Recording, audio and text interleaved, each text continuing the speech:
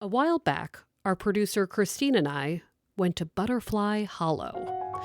Butterfly Hollow sounds like a place in Narnia, Lord of the Rings, or some wizard situation. But it's actually just down the street from my house at the Franklin Park Zoo. It's literally where the butterflies live. They're kept outside in a screened-in area from Memorial Day to October-ish. Christine and I were there to meet Ed O'Brien, a curator at the zoo, and an expert in all things butterfly. He's worked at the zoo for more than 30 years. On the day we arrive, Ed looks so happy to be there, not sick of the zoo at all. He meets us on a path outside, like we're going to be led into a secret world. And then he walks us into Butterfly Hollow. And it's like magic. Oh, hello, darling. Like Disney princesses, with monarchs hovering all around us. They're so beautiful. There are polka dotty ones, those huge ones, the tiny ones that I fear stepping on, and the recognizable ones. This time of year, you could see all the monarchs up there on the screen. It's a nice, cool place to come through and see and be comfortable. Butterfly Hollow is a perfect spot for having a moment, for reflecting. It's covered by mesh to let air in and keep bad things out. There is beauty everywhere. And so what better place to reflect on this season than here, with Ed, a caretaker of the fragile and gorgeous. Because we've been speaking about change all season. Can we change for the better? How do we change at all? How do we change because the people we love have changed? And all of this makes me think of a popular metaphor, the caterpillar that turns into a butterfly. Like growing and evolving is what makes us beautiful, if we're open to it. But frankly, all the time I use that metaphor without truly understanding it. I don't actually remember how caterpillars turn into butterflies because I learned about that in probably 3rd grade. So, to fully put some closure on this season, I want to talk about what happens, literally. Then we can figure out what happens figuratively. Just remember, as I did this interview, there were butterflies flying all around me. My first question to Ed is pretty basic. Tell me the process of a butterfly becoming a butterfly. So they will breed. The female will lay eggs on the underside of a leaf. The egg hatches after 12 days or so. It chews and eats its egg case first meal, and then they go and start eating the leaf that they're on.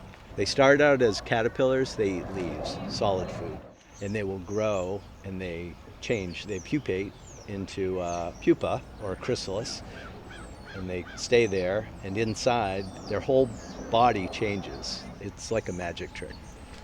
When they enter into the chrysalis stage, their whole body breaks down. They dissolve and they reform with a completely different digestive system. So they come out, they'll change into the butterfly, and when they're ready, they start breathing in air, they expand their abdomen, their pupal case splits, they crawl out, their wings are soft and not expanded, and they actually have to pump their blood through the wings. If you look at a butterfly's wings, it has veins in it like a leaf.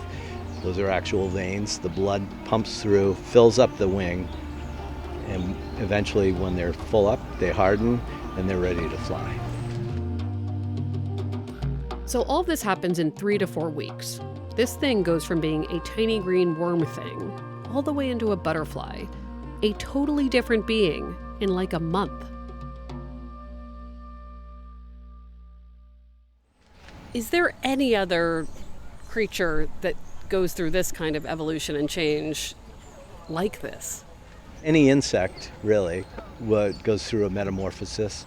This is a complete metamorphosis, so it's one body form and changes into another. Another type would be a ladybug, something that people are familiar with. They may not know the larvae of them. They look like little bugs that are crawling around, and they're voracious, and they will pupate and they'll change into a completely different, the beetle form. So if insects like the butterfly and the ladybug can change drastically, naturally, to metamorphosize, completely change their entire insides, well, is it so impossible to think that we might be able to do that too? But so often we use butterflies as the metaphor, right, of becoming something better, of changing into something better. Why do you think that is?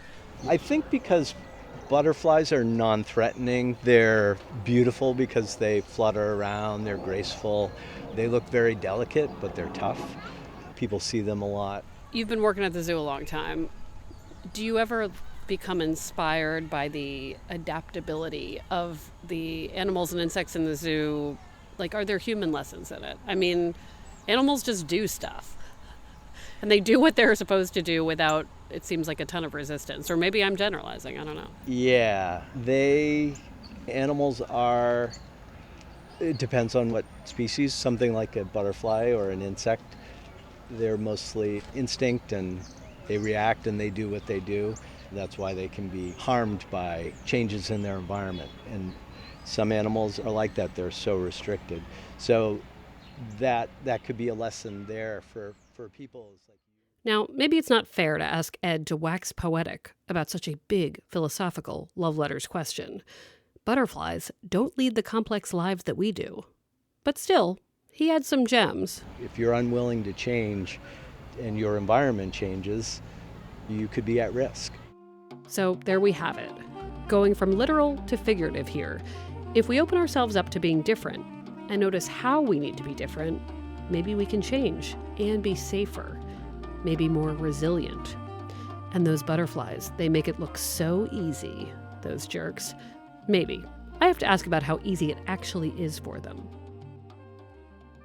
Taking the metaphor one step further, like when you think about butterflies, like they're just like programmed to change, which makes it look easy. But is it easy? Is that a fair question? Well, they don't have an easy life for sure. The act of changing seems like it's extremely traumatic. Their whole being changes, really, it seems. So it's difficult, but that is their plan, and they've been able to adapt and come out on the other side better, or being able to reproduce. It's really all about procreating and passing on the next generation. So this is when Christine asks a very love letters related thing. So my quick question is, how often do caterpillars from in their chrysalis fail at changing? Do they ever? They do, yeah. There are times when they die in the chrysalis. It's not very good. And what's left is just a bunch of goo. Christine and I decide this is a very good metaphor incentive for change. If you're open to change, you can become more beautiful and fly. If you're not open to change, you become emotional goo. You might remember that season 9 last year was all about finding help in unexpected places. And we had an episode where we talked to a researcher about what she learned from animals and mate choice, and how her studies helped her take animal lessons and apply it to her own dating life. We called that episode I'm Like a Bird because she wanted to date like a bird. Thinking about that episode, it made me wonder, if Ed could be an animal, what would Ed be? My standard answer is the otter, just because if you see an otter in the water, man, they're just having a great time swimming around. But as far as here, we don't have any otters here at Franklin Park. I would say our kangaroos, they have a pretty nice life. If you go through the Outback exhibit, they are lounging around. If you've ever seen your dog lay on their back with their legs all splayed, it's a lot like that. They sit there in the sun, roll over on one arm and chew on grass, and they have a pretty nice life here. At the Stone Zoo, they have, what's the animal, and they're nocturnal and they pace back and forth. Are they big or little? They're big. It's like a big cat kind of thing.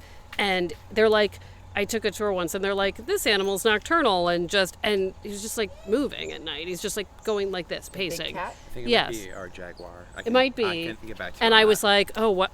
We have a jaguar. I was like, it looked like an anxiety animal. He was like all night long. He's like me listening to a podcast at night, like I'm pretty freaking sure that's out. our jaguar, but I'll get back to you on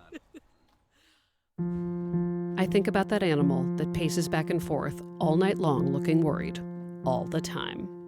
So when we get back, no more metaphors. We'll just get into lessons and some information about what's coming next season.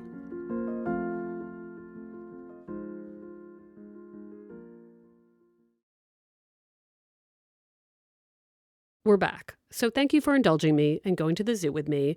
And now for the real lessons of the season, because I want to do a little recap. I went into this season asking whether people can change for the better, probably because I wanted to know if I could change for the better. I wanted to know how. And almost immediately, I got to the bummer answer of maybe none of us can change if we're over a certain age. A brain scientist, Dr. Hyman, told me that once we're in our 30s, it can be harder to become different. Once you're in your late 20s, early 30s, after synaptic reorganization and myelination, people tend to change maybe in details, but not so much wholesale.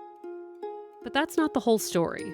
From Fumi, in our first episode, we learned that we can change by letting go of our routine. Fumi took a clown class, and just laughing and falling down and being silly as an assignment made her start to laugh and be silly all over her life. That was a real and massive change for the better. I'm a totally different person. Like, I never thought I would be this way again. Meaning, like, someone who can hang around people and have fun. In the case of other guests, external change meant more self-acceptance, which made it easier to feel good. Kelly, for instance, moved from Australia to Italy. And while maybe she didn't change much, she was happier. And that made it easier for her to be good company. Suddenly I could just open my mouth and speak. I could just be utterly free to be me. Some of my favorite episodes of the season, not that I'm picking favorites, involved diagnosis and self-understanding. Meaning, the second Heather in South Africa realized she might have an addiction she never understood, she was able to get help and change her life. That's why every 12-step meeting starts with, "Hi, I'm Heather. I'm a love addict. I'm whatever," because you always are. You know, once you realize that part of yourself, it doesn't go away. You don't change it. You just learn to deal with it. And in the case of Sadie, figuring out that she was face blind and without visual memories helped her become a better friend to people in her life who remember every moment in a breakup with striking detail. That is one side of the human imagination spectrum called hyperphantasia. People on that side of the spectrum tend to be in the arts and have trouble getting over breakups with their boyfriends. And also their brain sort of will just bombard them with like moments from their past. And of course, for me, my sister's episode was really personal. In that episode, I talked a lot about her changes, how she altered her priorities and her way of doing life, in part by getting a divorce. But her willingness to change was inspiring to me. I think I've long been afraid of new priorities. She actually says in that episode that she wanted to make it easier for me to be in a happy romantic relationship, even though I'm so close with her. I think I felt selfish, feeling like I wanted that too. Recording her episode helped me change to say, okay, I love her, I love my friends and family, but I also love someone else, romantically. And sometimes I want to be alone with him and watch 14 episodes of The Americans in a row and eat ice cream bars. That's okay. I can change my attitude about that. By the way, one of the things we cut for time on Brett's episode was her commitment to making a vision board when you want change. I started making little vision boards and I really started getting clear because now I'm working. I roll my eyes at this as her sister. I'm not a vision board kind of girl. But that changed too. I will admit that I thought about what a changed life for me would actually look like. It involves the outdoors and vacations and plants. Honestly, thinking about what a new changed life would look like made me start to just do it. Basically, I want to thank our guests this season because they were all caterpillars who made a choice. Instead of turning into goo, they changed. And I started to change as I did the interviews. Maybe not in my core and in my cells, but absolutely in my daily state of being. Practically, I started hydrating more. That was one effect of the Katie Milkman episode called A Spoonful of Sugar. I started doing better habit things. Also, I started riding a bike, which truly came from the clown episode. Just an openness to try something fun. As we all know, I did start playing video games, which I hope to continue. I also started thinking that one day I will try psilocybin, inspired by that Shroom with a View episode. But one thing at a time. This is a short episode, a wrap-up, if you will. We love closure at Love Letters.